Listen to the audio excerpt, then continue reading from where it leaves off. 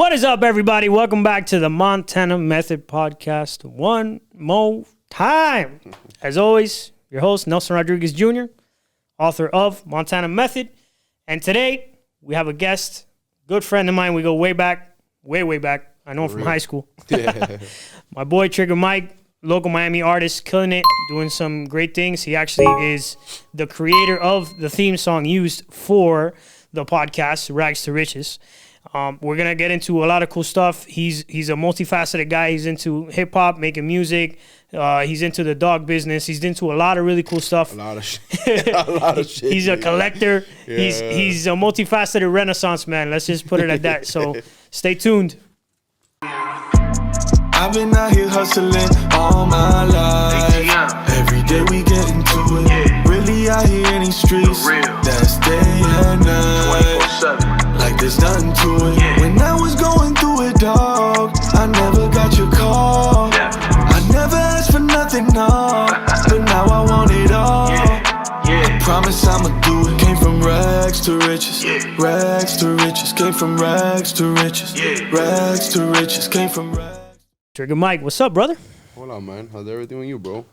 My dog. Long time no see, bro. Yeah. Bro, we've been trying to put this together for like a year, dog. Yeah, in about a year.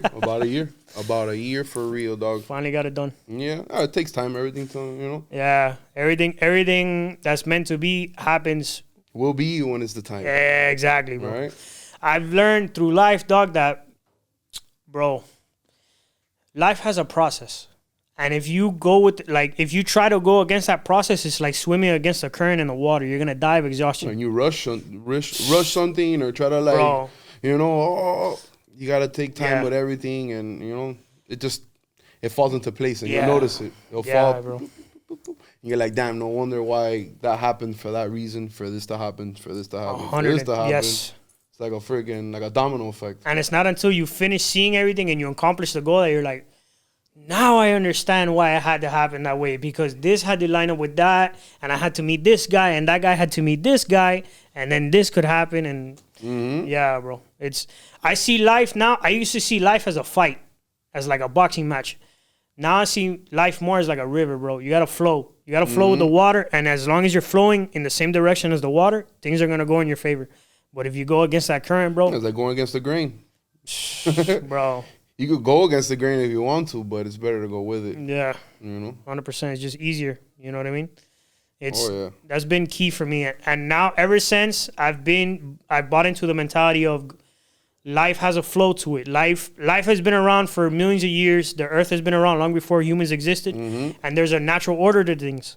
And as long as you're following that natural order, things are going to work out. Of course. You know? But if you try to go against that, the world is going to be like, bro, are you sure you want to do this?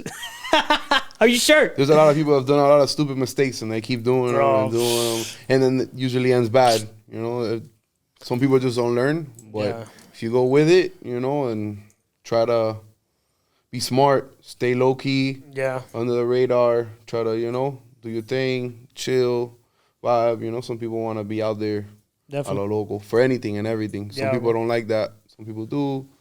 Sometimes, you know, so it's better just be humble sometimes. Yeah, bro. And let things, you know, do what they're going to do. I think an influencing factor in that is like social media and how fast people can get famous nowadays and that kind of stuff. People do some dumb stuff for like views. Blowing their head out, you know, they're trying to be somebody or something. And is it worth it? Sometimes it ain't, sometimes it is. Some people, you know, see it like it is. Some people don't. Look at Takashi, a nigga's on a mission and can't go nowhere. He can't do this. He can't do that. He blew up fast, but he walks around everywhere. He's freaking, you know, looks like a squirrel with a banger everywhere and gotta be on a mission everywhere. You know. Didn't he get beat up? I think he did. He did right before. He actually went to Cuba.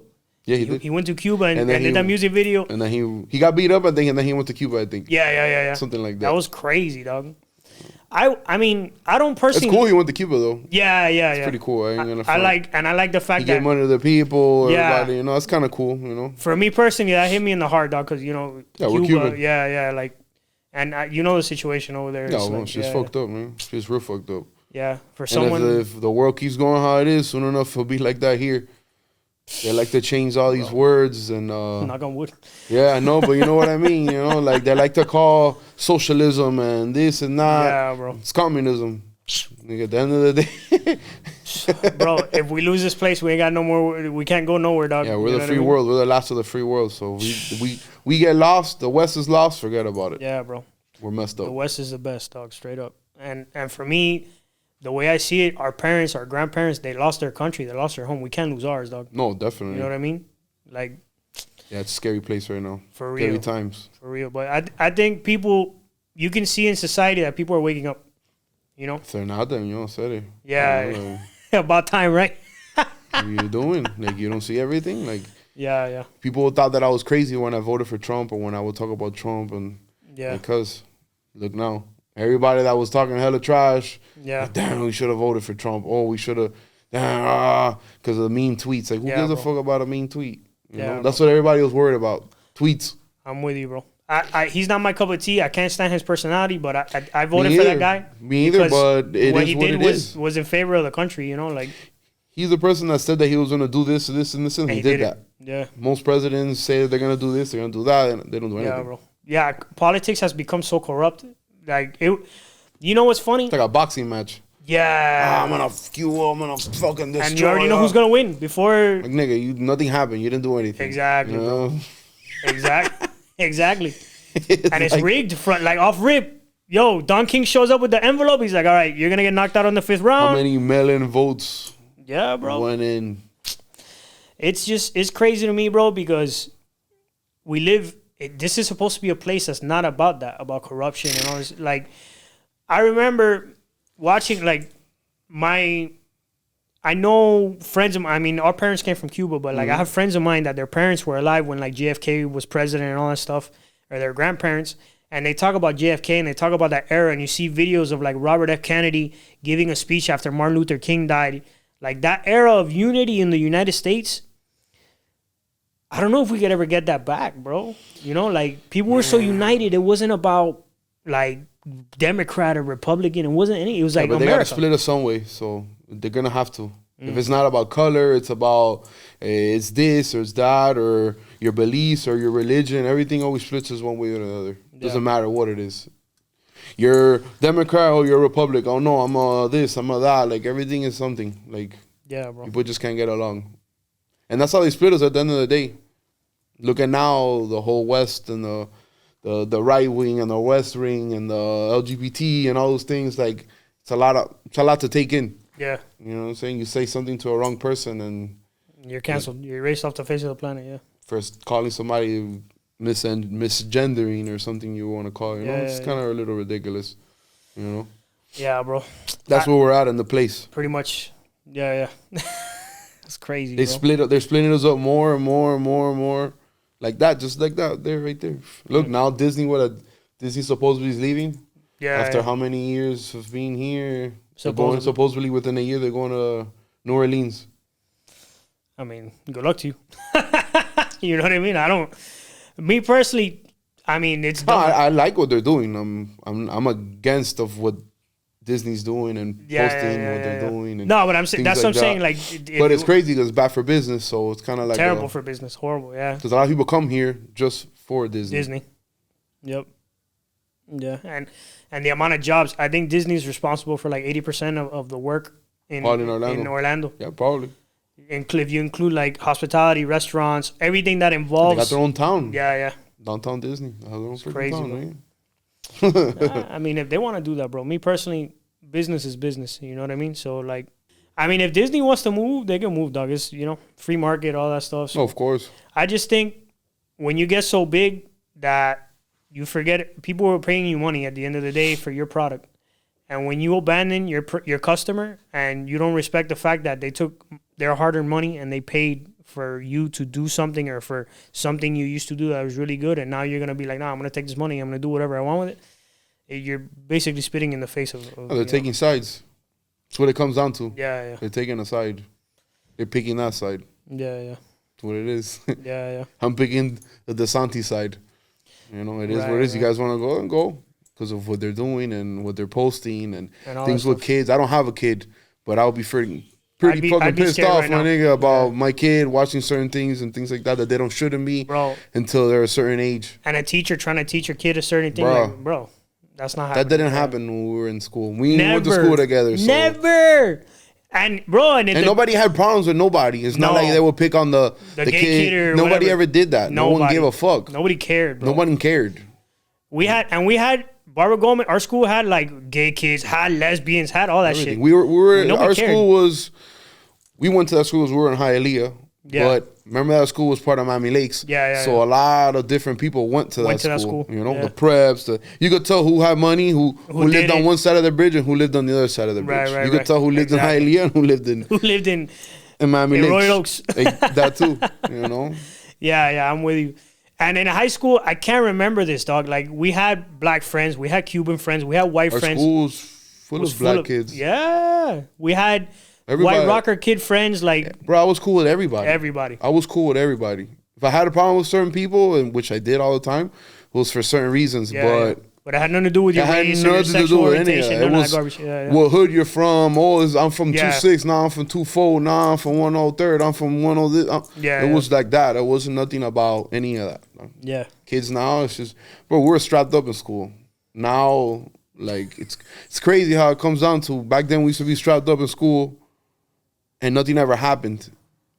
You're right. I don't remember anybody getting shot. No one got stabbed. No one died. None of that stuff Now happened. it's like a reoccurring thing. It happens all Yeah. the time now. Every couple of months something happens, a school shooting. Yeah, bro. A shooting, a mass of this, a mass of that. And it goes back to what you said, like, people are weak nowadays, so they get picked on or some shit, and then, like, their answer is, oh, I'm going to kill these people. Like, we used to fuck with each other and say shit to each other, and nobody cared. Like, it was how we were friends. With Trump and all that, with the tweets and all that, like, because we come from a time, like, that's normal.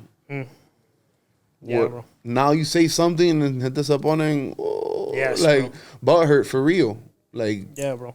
Like, don't take life so what does seriously. it matter to you what I believe and what I think and what I post on my 100%. page or Yes. what? You know, people have hit me up because I post things all the time about politics. Oh, you shouldn't be like, primo, who gives a fuck? You're on my page. Who told you to go on my page? Yes. Go to another page, bro. Swipe, nigga. Swipe away. You don't have to. You don't have to watch anything that I post. 100%, You don't bro. follow me. You do. You go block me. You do anything. Do whatever you want. It's a free country. Just like you have the freedom to not watch my video, I have the freedom to say whatever I want. You know, and I think people's idea of freedom of speech is I can say whatever I want, but you can't say anything back. And that's not freedom of speech. That's like totalitarianism, bro. Yeah, You know? no, it doesn't work like that, bro. There's nothing wrong with me agreeing to disagree and anything like that. There's nothing wrong. Exactly. Everybody's gonna have different beliefs. Bro, 100%, brother. I'm with you. And I remember, bro, not only that, you're bringing back memories. I forgot about high school. The amount of drugs that were being sold and, like, there was shit going down in high school. Oh, and nigga, no there one ever was- got shot. No one ever got Bro, hurt. cribs were getting. Bro, I know a lot of Hialeah kids that were jumping those fences to go rob those Royal Oak houses when we were kids. I know a lot of those kids. That's crazy, bro. Bro, and nothing ever happened. Yeah, Uh-huh. you know, 3-4 doors got kicked in or this and that, Right, but people weren't getting shot. People Yeah. weren't getting killed. It was, you had a problem with somebody, you link up, and it was a rumble. Yeah. 20, 30 kids are in the ground, but they're rumbling. A fajalo, piñazo, they're fighting. Nobody took guns, no knives. We had them, but nobody was pulling them out. Nobody, yeah. We were fighting like It men. had to get really serious for someone, yeah. For somebody to pull out a gun was like, yo, somebody else pulled out a gun, so we're going to have to pull out a gun. Exactly. At this time and point. It's not, it was for defense. It wasn't for offense. Yeah, bro. You know? Now things have changed. Everything so has changed different, a lot. So different. And it's crazy because I wasn't, bro, we graduated from high school like 12 years ago. It wasn't that long ago. 2008? Yeah. Oh, 2010 for me. But still, that's 12, 13 years. That's nothing. That's, in the grand scheme of things, that's Nothing. nothing. And it's crazy how different the world is. So different. And I think, like I said, social media, it wasn't really on a part. Like back then you had MySpace and That's it. That's all you had. you had to go to your computer to use it. So Yeah, I used to go to the library just to go use MySpace. MySpace. I think Yeah, that's yeah. what the, you know. MySpace music. Man, I remember. Editing that. your page. So when you click on, all these things will come on. All Yeah, these yeah, stupid With your videos. backgrounds. In the background, this song plays. That shit was that. Yeah, bro. We had the beginning stages of social On media. social media, yeah. And it wasn't like that either. I guess our generation's a little different. Yeah, bro, because we were still in the generation that we had technology. It wasn't the center of everything though. No. Everything is your phone. Yeah. I lost my phone the other day. I thought I lost it, and I was fucking having a heart attack. Which really, nigga, a couple years ago, who gives a flying fuck? Who cares? You didn't even have a phone. You lost your cell phone, whatever. Get a new one. But now everything is so... No, and then in high school, not everybody had a cell phone. It was like you left the crib, and when you got home, Bro, you got home. I had a Nokia. Bro. The fucking... the snake one with the snake game. With the snake game. Nigga, if I were to do a text message, nigga, forget about it. I'm almost flipping out. We texting 15 cents or whatever. You remember you would have to hit like the buttons a million times to get one letter? Oh, my God. Texting. And to call me after 6. Yeah. Call me after the minutes, weekend, free nights and weekends. Call me on the weekend if you want to talk. I'll see you. Yeah, bro. Yeah, times have changed a lot, bro. Everything it's crazy. You go out of the mall. Yeah, the malls like completely empty. The malls are closing out eventually soon enough. Everything's just online. And the mall was like the chill spot back in the day. Westland Mall, dog. Oh, yo, catch me in Westland. Straight up. Now you go to any of those places, it's dead, dude. It's no matter deserted. what time. Yeah. Amazon is taking over, you know. We're in the all these companies. The internet. Comes back to the internet. Everything. The internet. 100%. Everything's the internet. Now look, we're on the internet too. Full circle. That's how it goes. That's how it goes. Full circle, dog. Mm-hmm. So, Mike, talk to me a little bit about your music, because I actually found out. So let me tell you exactly how we reconnected.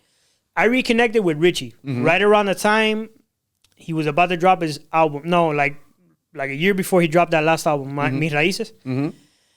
And that's when I dropped the album with him, actually.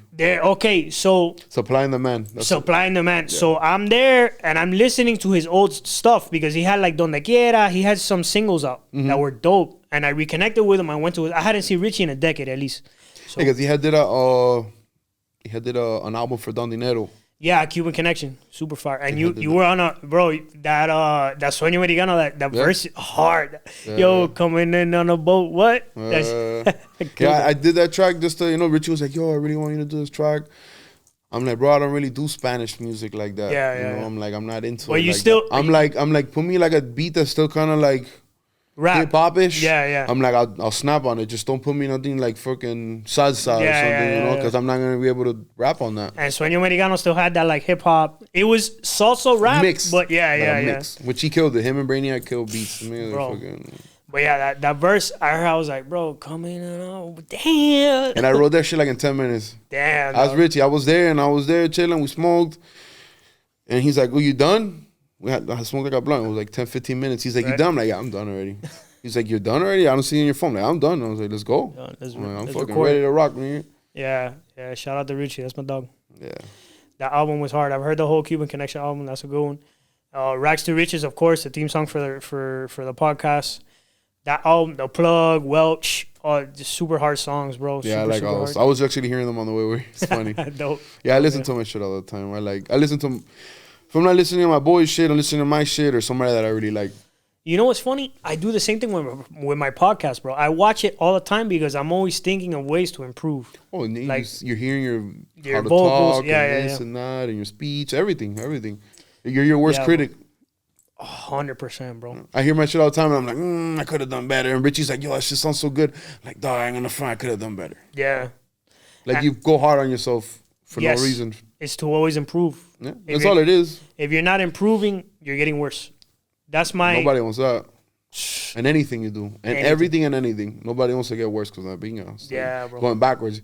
2-3 steps forward and then 2-3 back. Not really doing anything. You're just sitting there. No, bro. And it's like, you can relate. Like, you put in so much work to improve that to take a step back is unacceptable. I hear from when I first started rapping to now. Yeah, of course. Big difference. Of course. It's like night and day, bro. That's why I've never deleted any of my old shit. Like, you can still go on there. You can hear the difference. You go on SoundCloud, you go on YouTube and see my old videos, and you see, like, it's evolution. Like night and day, cuz. Yeah. It's like night and day, bro. When did you start? Were you already making music in high school? No. I used to write. Okay. I always wrote music. And even in middle school, I was writing. Just never really took it serious. I never really... Then I started chilling around. A bunch of niggas in my hood used to rap back then. And they used to, like... Hey, you know how it is. You chill with your boys. All your boys rap. Right, we'll go to video shoots. Doing it. No, not even that. Niggas would be like, oh, let's come to the video shoot. This nigga's having a video shoot. Dale, come on, we'll go. And the whole hood will come out. And then niggas would keep asking me, yo, do you do music? Do you rap? I guess I had a persona. People would ask me that. Right.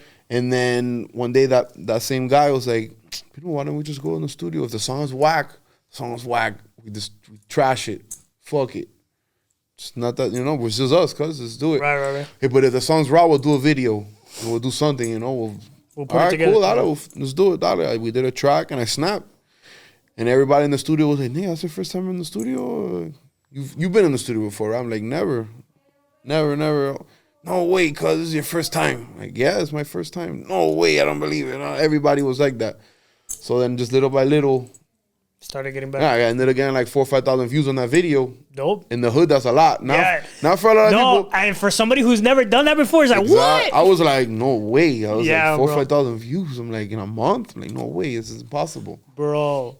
And then that just kind of like sparked it. I can relate because, so look at the story behind how all this started. July 11, 2 years ago, Cuba does a protest. And I get pissed because America isn't doing anything. No one's intervening. I remember that. I was in Cali at that time. Bro, and I snapped. It wasn't like, I don't care who sees this. I need to speak my piece. Hey, who cares? And I snapped on my Instagram, bro. Snapped. I did like a 5-minute video just going in and exposing people and showing pictures. Bro, 70,000 views. Vita Guerra shared it on her page, started following me. Luna Star shared it on her page, started following me. Like, big names in the Cuban community. Yeah. And I was like, damn. Because everybody in Cuba feels the same. All Cubans in Cuba, and even here, there, everywhere. Yeah, bro. Nigga, there wasn't even, while you were doing that, I was in Cali, I was in LA, and there wasn't even doing riots in LA. The Cubans were doing riots. We were doing riots. I was there. That's crazy. We were fucking going through a fucking protesting. And there was hella Cubans. It just wasn't like me and a handful of niggas. No, it was a bunch. That's dope. And that's just in LA. Imagine here and everywhere else, everybody. Bro, people were going in their boats and getting to the border, in the middle of the ocean there, and lighting shit up so the Cuba sees that we're supporting. And even though we can't, like, physically, but we're there, 100%. Like that. I think you could probably relate because Cubans as a whole, we kind of like, there's a lot of infighting and that kind of shit. And a lot of Cubans hating each other. Yeah. It's always been like that. And that was a moment where I felt really proud of us because we all came together. You know what I mean? Like that. Everybody was wearing Cuban shirts. Everybody was with, you could tell. For sure, dog. That's dope. Right. That's gangster, man. Yeah. You show, everybody kind of united for a little bit For sure. And it's funny, July 11 just passed. It's been 2 years, but yeah. So I did a few videos, and a few of them got hot and got shared. And then I realized, wow, like that's the power of having passion. Just really saying what you mean, being unapologetic, and having passion in your words. And that's how all this started, bro. That's how all this started. I started getting more active on social media, and then I wrote my book. And then I started the podcast. I was like, you know what? I'm going to I have a lot of life experience and a lot of stuff I'm passionate about. I'm going to put it out there. And then it turned into all this, just from a 5-minute video on Instagram, That's what it turns into. Yeah. An appearance in a video shoot, me, and I didn't even rapping at the time. I was a hood nigga at the time. Right, I'm there with a strap at the video shoot if something happens. I'm not there for any of that. Right. And then things just, turn into Mike's a shooter now and Mike's a fucking... A rapper now. Yeah. How did that happen? It just happened. Yeah. And then I was always popular in high school. I was always popular with a bunch of people. Yeah, you always knew everybody. I was always kind of like, not the cool guy, but I was cool with everybody. But you knew everybody, yeah. I knew everybody. I wasn't a dick to nobody. Color, whatever. You were a rocker. Yeah. I didn't really care. Even the gay kid, I didn't care. Like, I was nice to everyone, dog. I was never really... If I had problems with you, it's because you were a... You got into it with me for whatever reason. I stepped on my shoe, or you bumped me, or whatever, or... You said something to me, but it wasn't because I insinuated anything. Because I could give a fuck less. I've always been like that. I was always a stoner. If you caught me in high school, I was lit. I was smoking. I could give a fuck less what was going on in the world. Right. Barbara Goldman, bro. Yeah, it was chilling, bro. I was always chilling, bro. Yeah. It's just everybody always wanted to fuck with me. You get a rank, you get a little rank, and then niggas just want to start coming at you because of whatever case. Haters, I read something the other day. No, I heard it on a video, and I was like, man, I got to use that. Haters are your elevators. Yep. Let me tell you, I have a video that's popping right now on YouTube. It has 64,000 views. And all you see on the comments is people hating, like, talking mad shit. And the more shit they talk, the more views the video gets. Yeah. It's like, yo, Keep on. Keep talking shit, nigga. People are dumb, bro. People are fucking idiots. They got nothing. And then they'll talk shit on a fake account, not even on their account. Yeah. Those are the funniest ones. People go on my page all the time talking shit. And I'm like, Cuzzo, you're like a fake account, bro. Like, who the fuck are you? Like, I think about me, you, like normal people that I know, and none of us go on Instagram or on TikTok or on YouTube or on whatever to comment on somebody's thing. Unless it's like my friend that I know and I'm supporting his channel. Yo, keep it up. You're doing, like, I don't, who has time to sit there and post a negative comment and be hating on it? You have too much time on your hands if you're sitting there and you have time. Or making fake pages, making fake. Bro. To go and talk nonsense. It's so stupid, man. Haters, like, why? They hate us because they ain't us. Yeah, bro. Straight up, dog. It be like that, though. Some of your haters be the biggest fans, dog. They're the ones that watch the video the most. Bro, and you know what's funny? I tell people all the time, instead of getting upset, like, use that. See what they say. Pay attention to it. Like, pick apart little things. Maybe they notice a little detail that you were missing and you could use it. Use it for something positive. Instead of like, oh, everybody hates me. No, bro, it's not that everybody hates you. When you're doing something, you're going to have people that want to hate on you just because they're not doing it. You know what I mean?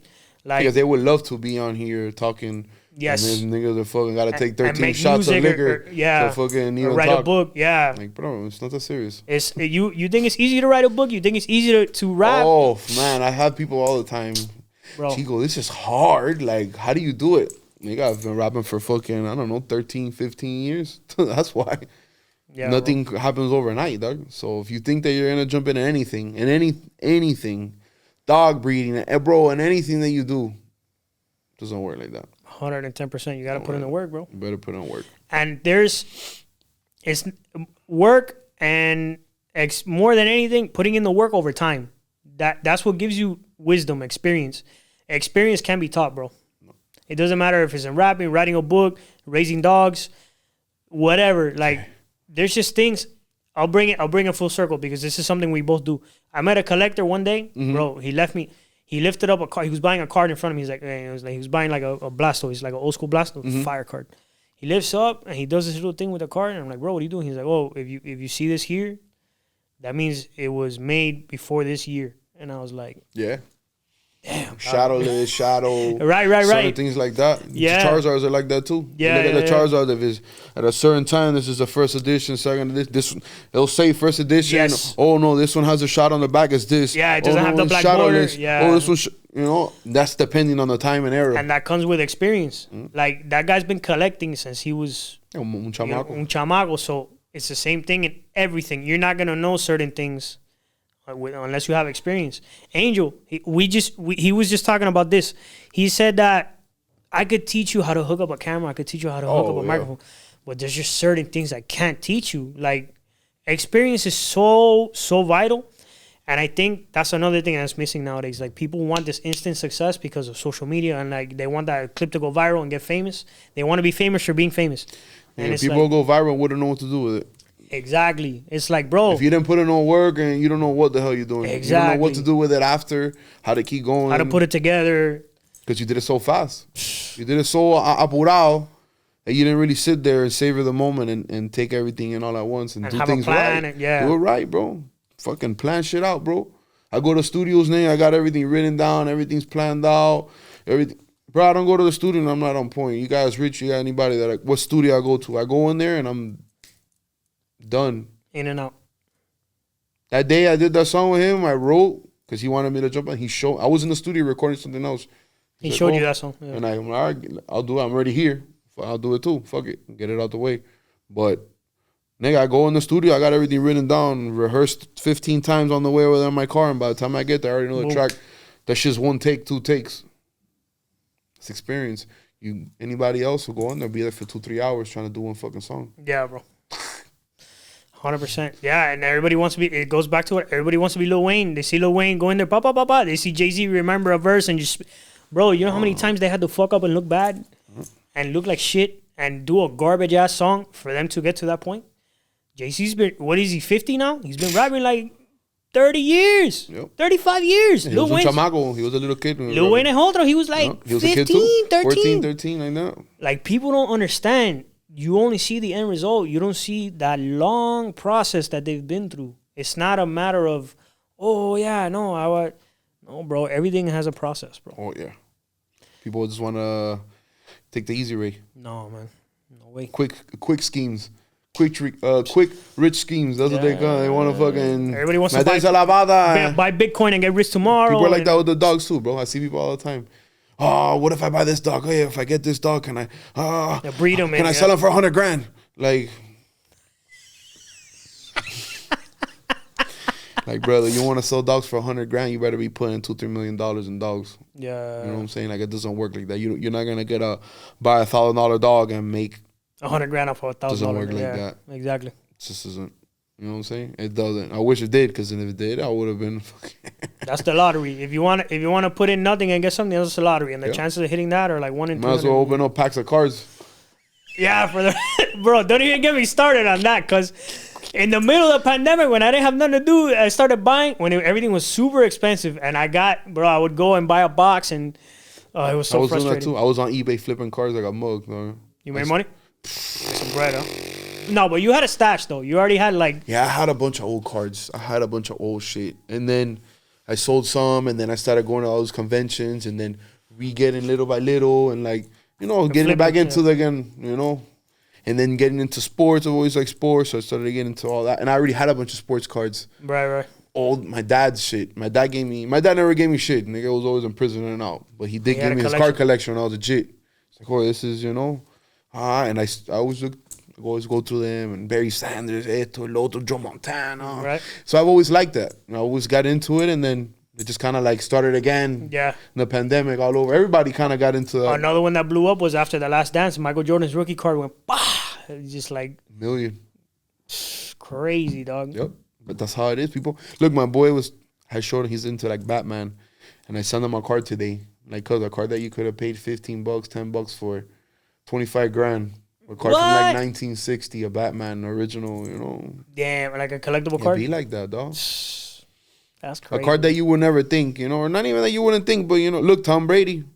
Whoever thought that, bro, he wasn't picked like number 1 pick in the like draft. 5th round, 100 and something pick, yeah. He was back there. And whoever thought that his rookie card signature is worth hella money. I think it's probably a couple mil. Crazy, dog. I remember it sold for like 1 point something. That same guy reflipped the card because there was only like very few of them. He sold it for like 2 something. Like flip. Keep something like that. Yeah. I did that with the Patrick Mahomes. I bought a bunch of top Patrick Mahomes cards, and nigga, I flipped the fuck out of all of those shits. You bought it before he won the Super Bowl? I bought it after he won the Super Bowl, but then he was going against Brady. No, he was going against Brady, and I was like, bro, this nigga's not gonna be Brady. Right. I'm like, this guy's not gonna. So I posted him. You post him on eBay, see what happens. I got a nigga, I don't know how many offers, like 2-3 days before the Super Bowl. I was like, am I really gonna take the risk? I'm like, this card, I paid $1,000 for it. I think it was like $1,000, $1,500. I remember, like, if you would have won that card, well, people were already putting that card for like $10,000, $7,000, $8,000. If he wins, he lost. Nigga, I was like, bro, somebody offered me like $4,000. What? Peace. Take it. I'm out. I'm not going against Tom Brady, nigga. I like, go ahead. Good thing you sold. Did it. Yeah. And look, now that card's not worth anything. Not anything, but it's not worth what it was. It's not no $7,000 for sure. That's another thing I think about collectibles. That people get, like, they see that those quick moves and how much money you can make, and they start buying, and they don't even know what they're doing, and that's how you lose money. Of course, bro. People all the time. People hit me up. Yo, I bought all these cards. I bought all this shit. Can you like see what's good or what's worth bread? And I look, like, I don't want to be a dick or nothing, but I could. Like, I don't have a problem doing it, but you're gonna have to pay me. Yeah, bro. Damn, Primo, you're giving me a fucking binder from God knows when and what. I'm going to sit there and Google and go through every single card and look at them through a magnifying glass to see them clean up the card to make sure, nigga, that shit's even worth to even get graded, bro. Yeah. I'm like, that's time and effort, bro. I don't got time for that shit, cuz. I'm like, I'll do it, but you're going to have to pay me. Straight up. It's the truth. Time is money. Damn, and knowledge is money. Yeah. You're the one that knows how to grade the cards and knows. I have plugs for all that. Exactly. I have a card company not even a card. I have a card company. Like, imagine you have an eBay store, so you kind of have your own little store, eBay store, and you start getting your little. I have a little store for that flipping Right. pops and collectible shit. Like, you start using that name. You start building hookups with all these grading companies, PSA, Right. SGC, GMA. When you hit them up, they make you a priority because they know. You're a person that does business with them. Yeah. This nigga sends 300, 400, 500 cards that get graded all the time. And I add people to my, I'm sending this bunch that get graded. I want to add. All right, dale, go ahead, métele, mano. Add all you want. Yeah, bro. Yeah, money and everything, bro. People just like to fucking procrastinate and not make no money. Yeah, bro. People like to make it seem like they're too good to do that. I tell people that when you treat something like a hobby, it'll pay you like a hobby. Hobbies don't pay you money; they cost you money. But when you're committed, that's when you start making money. The problem is commitment. Like we go back to it, the same thing we always talking about, bro. It takes time. Everything takes time. Commitment, like when you commit to something, you have to still be doing it long after the mood you said you're committed left you. Like you were excited when you said, yeah, I'm committed. And now when you're not in that mood anymore and you're like normal and things get hard, you like whether you do it or not, that's what shows that you're committed. Like you don't feel that, oh, I'm pumped. Like on those days where you feel like shit or you don't feel like doing that and you do it anyway. That's being committed. That's showing up to the gym when you feel like shit. Yeah, bro. That's a big one for me, man. Like, it's easy to do things when you feel like doing them. It's easy to do things when life is going well, when you're excited, when you fall in love with a chick, when you just made $100,000, when you're getting in shape and you see results. It's great to be motivated and it's easy to do things then, but how are you gonna do when your chick breaks up with you, when you're bankrupt, when you go through divorce, when you lose your business? Some people don't wanna, they get depressed or whatever the case may be. Dog. But I don't got time to be gay. No, when you stay busy like you and me, bro, there's no time to. Yeah. I'm too busy, dog. I'm all day doing shit. My girl hates it, but it is what it is, And like, you want to be with a broke nigga or you want to be with a nigga that got shit going on? Yeah, exactly. I want to be with somebody that gives me time. Yeah. I do make time. And then you make time and they're like, oh, you need to make money. That I'm telling you. That they didn't make money, but damn, I want to go out here. I want to go out there. Damn, I got to work. I want to go to Horror Nights. Well, you... Yeah, well, you want her to make more time, so I'm working less. So you got to, pick what you want. I'd rather be the guy that's busy, that's providing for her, than be the guy that has all the time in the world, and then she throws that in your face. Oh, you don't do shit, nigga. You don't do nothing. And nobody wants to be that guy. I'm definitely not going to be that guy. I'll be the guy that where she bitches and moans and complains about not having, I never see you. I'll be that guy. Yeah. Because you have to make a choice. I can either provide for the day we have a family. I can provide for you. I can provide for our kids, make sure we have a good life, and be there at certain times. Or I could be around all the time and we could not have a lifestyle. It's up to you. So, not me, bro. The man is supposed to be the provider. I'm a little more traditional. The man needs to provide. Men don't like me when I say this. Men, if you want to get in a good relationship, find a good woman, you need to have money. Yeah, if you have a... Not have money, but have a life, Not even that, but everything costs money, primo. Even taking a shit costs money. Yeah, bro. Ain't nothing free in this world. I use baby wipes, so it costs money. Everything costs money and everything. So money is important. 100%. A girl you could think, primo, money is important no matter what. 100%. It is what it is. People could take it how they want, but it's the truth. Yeah. You know why? I have a theory about most people. Most people have to wake up at 5 a.m. to go make money. Yeah, I go to bed at 5 a.m. You're a beast. Most people have to wake up early to go to a job they hate to make money because they say money's not important. The people who say money is important and money, you need to learn how to make money are the rich people, are the people who have money. Like, this is important. You need to know how to do this. Don't get me wrong. Money isn't everything but it ranks up there with oxygen, though. Tell me no. Money ranks up there. It comes down to it. And it's not everything, but it's a lot. It's very important. It's something to, obsess over damn near. For sure. Especially here in Miami, where we come from. Super expensive, bro. Everything is super expensive. And if everybody thinks they're a baller in Miami, so imagine everybody got a Ferrari, everybody has this, everybody has that, everybody has. It's just, this is one of those places. For sure, bro. And everybody's coming here now, so even more. I don't want anybody to come here, dog. They're ruining this place. Yeah, it's just packed, bro. It's already packed. Yeah. The traffic. Shit, the traffic was already bad, bro. Yeah, you told me 6 o'clock. I had left my house at 5 o'clock just to make sure I don't get in no crazy traffic. You gotta leave. And it still took you like 45 minutes to get, bro. crazy. And you don't live that far. You don't live that far. You live in Hialeah. Hialeah's right there. That's how packed it is, dog. And no matter what time of the day, no matter when it is, what time it is, it's always packed. And that's from all the people coming in. It is what it is. It's just Miami, dog. Like everybody wants that lifestyle. Like everybody wants to be here. Yeah. Wants to be here, live here. You could go to the beach in January. Here. Yeah, bro. You can't do that in New York. You can't do that in Detroit. I've been in New York in the winter. I was miserable, bro. Yeah. I've been in there in New York. No. Detroit was fucking... Terrible. I went to Detroit. No, it wasn't bad. It was just very industrial. No, I just mean the weather. The weather? No, that shit was horrible. I slipped and fucking... Just walking in front of my homeboy's crib, I slipped on the driveway. Ice? Yeah, because it's ice. We're not used to that down Terrible, here. Bro. Fucking... Just fucking sliding right down. Terrible, bro. Yeah, it's a little... New York is cold.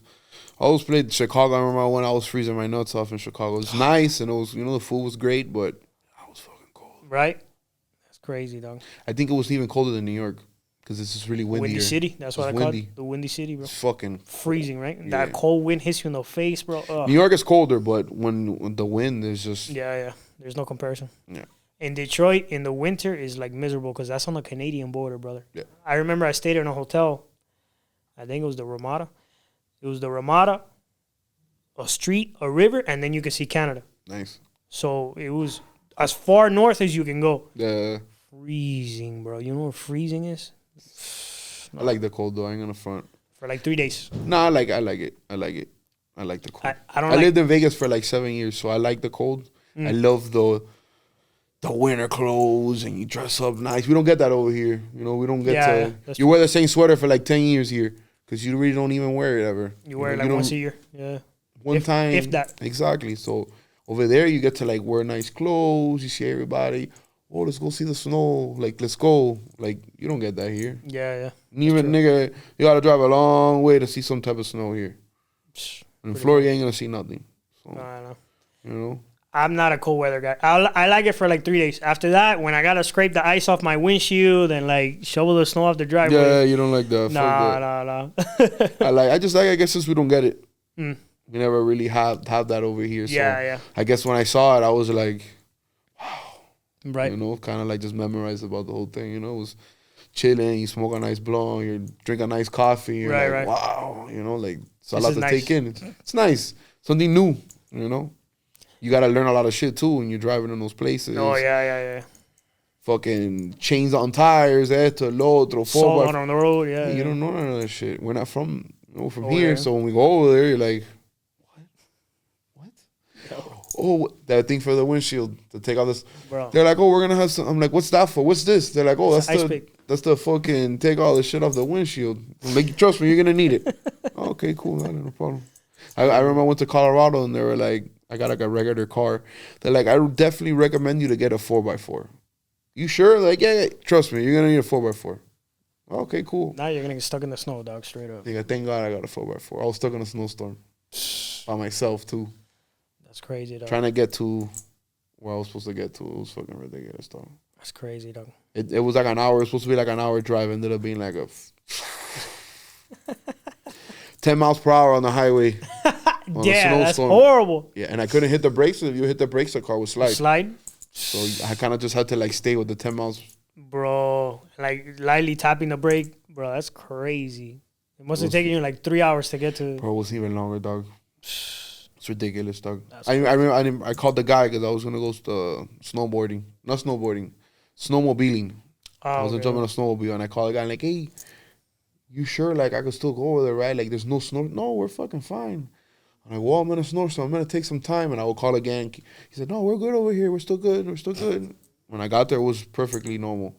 But on your side of town, it was like terrible. Yeah. I was going to Vail, and I was in Springs, Colorado Springs. Yeah. It's like the whole freaking state. And I was like, oh, I could go this way and go to Denver and go to the shore. I'm like, no, let me go the nice scenic route this way. Yeah, it was like the dumbest thing I ever did. It just took forever. I was like, oh, all this is trees. I'm going to go to it. It's so nice. Terrible. Yeah, it was horrible. Terrible. Yeah. No, that's the main reason I could never leave Miami. As expensive as it's gotten and all that. First off, this is our city, so I'm not leaving. Yeah. Fuck you. If you came here and you want to, no, you leave. Straight up. That's like this is my city. If we abandon this place, then this place is not gonna be Miami anymore. You know what I mean? So I'm definitely not. That's one. And two, bro, when I go to a city and I can't go to the corner and buy un pastelito or like buy a plate of rice and beans, I get depressed. Vegas wasn't like that at all. They don't have shit like that. Yeah, forget it. Even though there's a community of Cubans out there. Yeah, but it's not. It's not that. No, but it's not. Go Miami. to a Cuban bakery over there and you're gonna spend $20-$30 on un pastelito. Like it was expensive because I remember I went and got on 2-3 little things and it was like what? $30 straight up. I was like, and this was a long time ago, like a while back, 2015 type shit. And like I was like, nigga, what the fuck? Like never again. Like I might as well just get shit shipped over here. Yeah, right. Or send me some shit from Vicky Bakery. Yo, send me a 6-pack of jupiña, straight up. Yeah, because they don't have nothing over there. Oh man, that's crazy. And everything they do have is like more Mexican style. They don't really have like an aisle of like Cuban stuff. Yeah. Or seasonings and shit like that. They don't have shit like that over there, dog. No, but I know for sure because I went once and check out this crazy story. So I went once and I was at the front desk at Harrah's Casino. And I'm checking in and then we're talking and I noticed the lady kind of like looks Hispanic. I'm like, oh, where you from? Oh, my parents are Mexican. Where are you from? I said, oh, I'm Cuban. And she looks at me with a face and I was like, excuse you? Like, why you? She was serious. She wasn't joking. I told her, ma'am, excuse you. Like, do you have a problem with me being Cuban? She's like, well, you know, you people have your way of behaving around here. And I was like, damn. Like, so I turns out, I didn't say anything. I left it alone because she was a woman, so I didn't want to get into it. I catch an Uber with an old papi, with an old Cuban guy. And I'm like, oye, papi, déjame preguntarte algo. Yo le dije a esta tipa que yo era cubano y esto lo otro. I told this lady I'm Cuban. And like she gave me a face. What's up with that? He's like, yeah, bro. We like in the 90s we came here and we fucked shit up. Like the Balseros, you know, there was a bunch of Balseros in like 94. Yeah, nigga, of course. They went over there and they were the only people in the history of Las Vegas to like do like a broad daylight robbery in a casino. Like it was crazy. The Cubans go everywhere and they wild out, dog. Yeah, that's true. I remember when I was in Colorado, a lot of Cubans were up there wilding out. Yeah. Fucking hitting shit up and robbing shit, and I was like, what are you doing? You're not in Miami no more. What are you doing? Yeah. Like, what's wrong with you, dog? Old guys, too.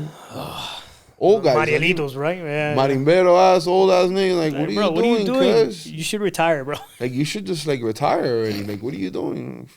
They're like that, though. Bro, crazy. So it made, and then that's when I found out that because of that area of Balseros and because... You know, before Fidel took over, the mob was like gonna turn Havana into Las Vegas. Yeah. When Fidel took over, Vegas was supposed to be Havana. Yeah. That's what was supposed to happen. They were supposed to do Vegas in Cuba. Yeah. And the Fidel rebels fucked everything up, man. No, the rebels, nigga. They didn't want to. The mafia didn't want to take a risk. The niggas take calculated risk, but they're not gonna take a real risk. They were smart. They're not dumb. Yeah. So you know they're gonna put money in the right way. They saw there was a lot of rebels in Cuba, our families, we're out of here. Our family, yeah. The rebel against, you know, obviously the communism and all that. They were seeing all of that, and they were like, "You're never gonna win against these niggas." That's what. You ever seen The Godfather? Yeah, of course, Godfather Part 2. Yeah, you know that has to do with. That's how it happened, but really that was happened. Like a fictional version. Yeah, but that's what really happened. Yeah. They were like, "Nigga, the rebels are gonna win every time." Why? Because they're fighting with their heart. They're not fighting for money. Yeah. They're fighting for their beliefs. You're not gonna win against that. And Michael was like, "Yo, I'm getting out of here, dog. I'm not gonna take the risk." Yeah, bro. And it's the truth. They're not. Why would they? Yeah.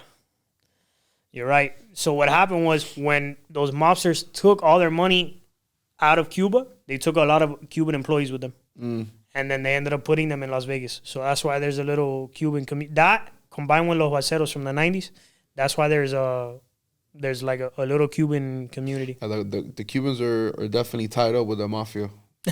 It's always been like that. So right. It's like Cubans and Italians are very close. Yeah. We're Spaniards. Yeah, when it comes down to it, like we're Spaniards, all of us. And they look a lot. We look alike too, like physically. They have like that trigueño look. You know what I mean? They look just like us. We're like cousins. Pretty much, you know. And we have a lot of the same. They're Catholics like us too. Mostly, not all of us are Catholics, but most of them are Catholics, just like us. Yeah. It's the same thing. Have you heard of who T.J. English is? No.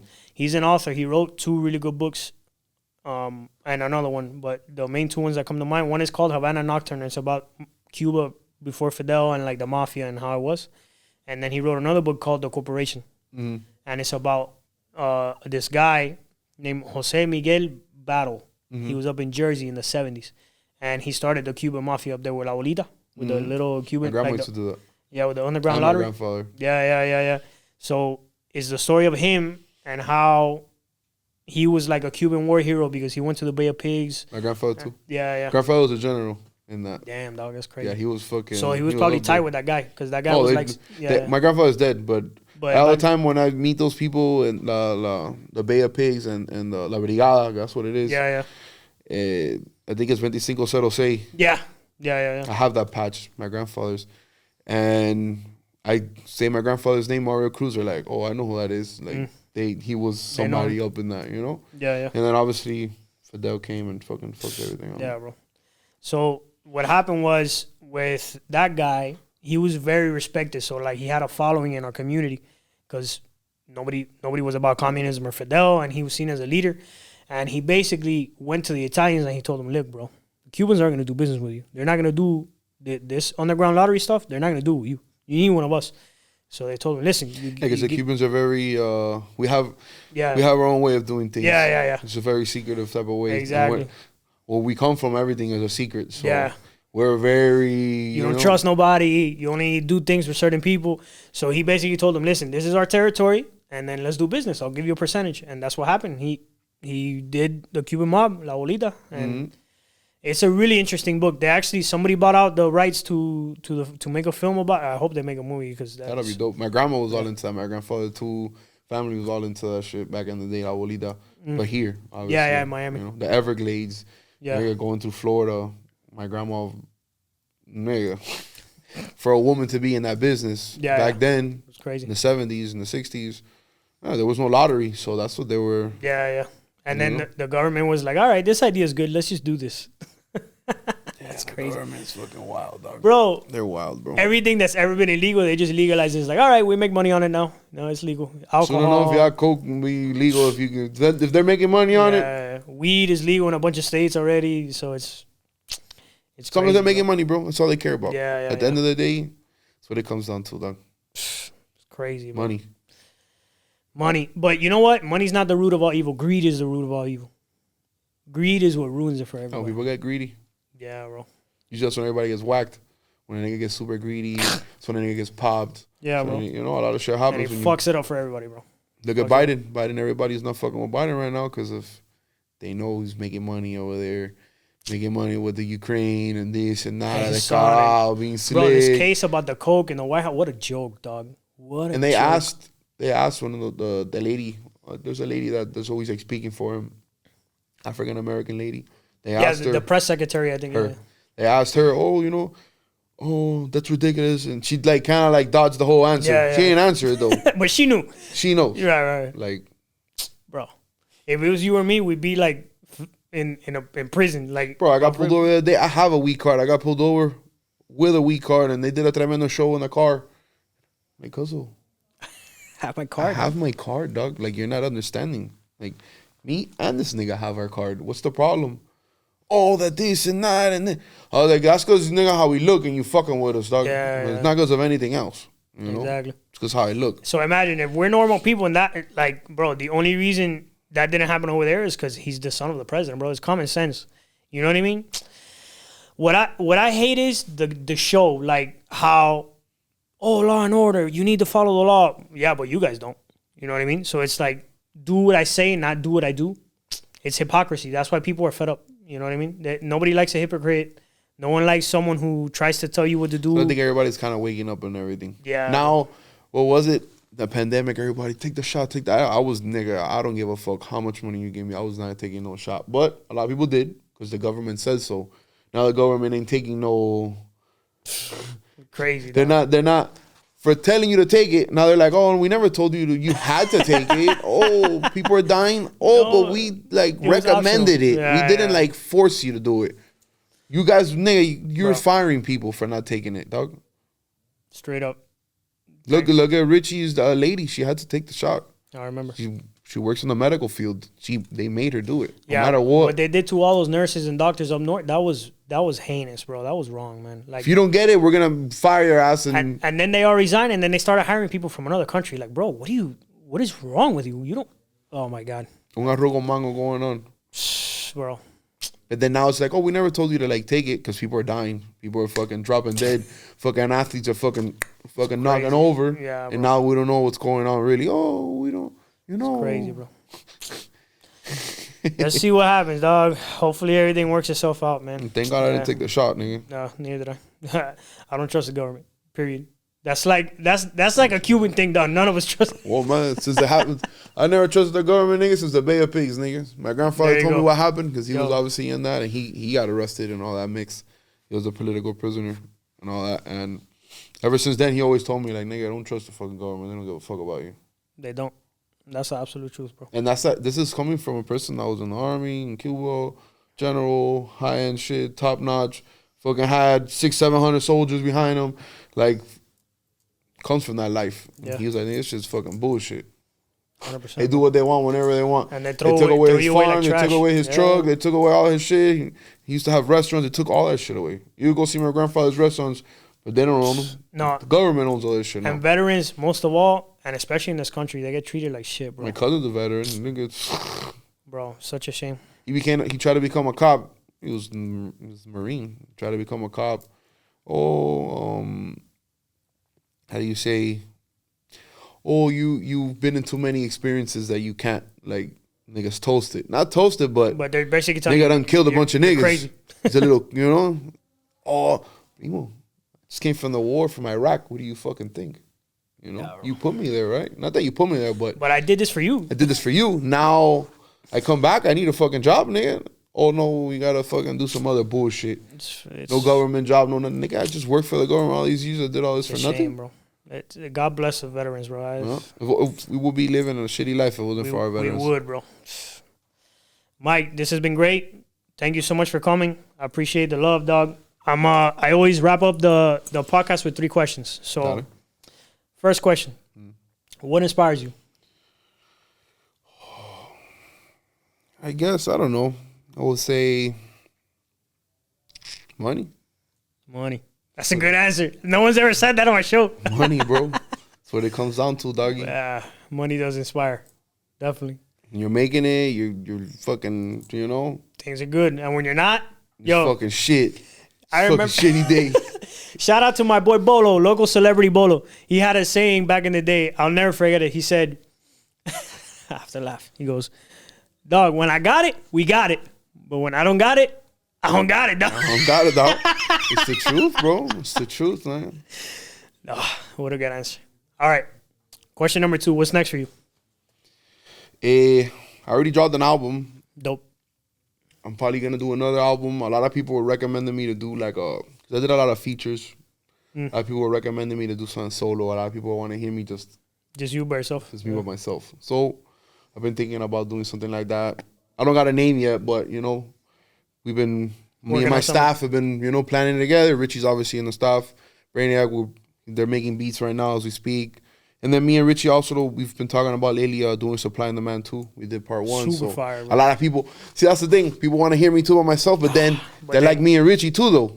Yeah, so they're like, yo, that's a fire. Super fire. And we're kind of completely different. Like that's rapping. what makes it good, though, because Richie has his style that he brings to the table, and yours is totally different. We're completely different. But it's like UGK, nigga. It just kind of like meshes up. Like Pimp C and like Bum Beat, they're totally different, but when they come together, it's like, it's fresh. Like magic. So that's kind of how me and him are kind of are.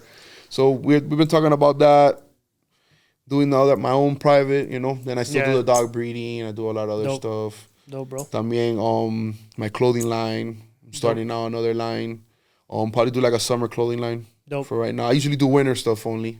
I like winter, you know. I like all that winter clothes shit. So I kind of only do winter shit. But now I'm going to do a summer line too. Just to, you know, people always asking me for gear.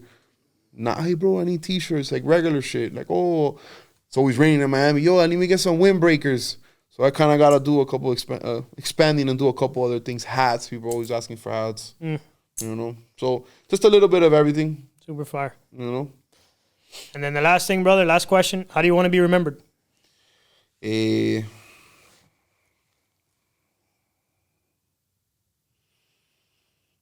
Honorable. I like that, man. Respectful. Integrity. That's a big one. Integrity. A man of his word. Oof. certain things like that. You know what I'm saying? Not a lot of people these days don't. You want to be remembered for your character. That's super important, bro. Honor, principles. You know what I mean? Like, what a man stands for, that's big nowadays. Because a lot of people don't have that. A lot of people have none. Yeah, bro. 100%. None. They do things like caro. Yeah. And anything and everything and any business. Un descaro. They don't care about other people. I think that's a big one. Like, when you're selfish, you don't care about anybody, that's when you really realize, like, when you have to look out for other people. Like, you have to have other people. I thought when I got into, I've always been a street nigga, so I've always been into a lot of things. But I thought thugging was, like, hard. Not thugging, but, you know, like, being in the streets. Yeah. Corporate thugging is probably harder than anything. 100%. The nigga that's gonna fuck you is the nigga in the suit. That's the one that's really gonna fuck you. What was it that 50 Cent said? He was like, I used to think that some of the hardest motherfuckers I ever met were dudes who robbed and killed on the street until I met a dude with a suit.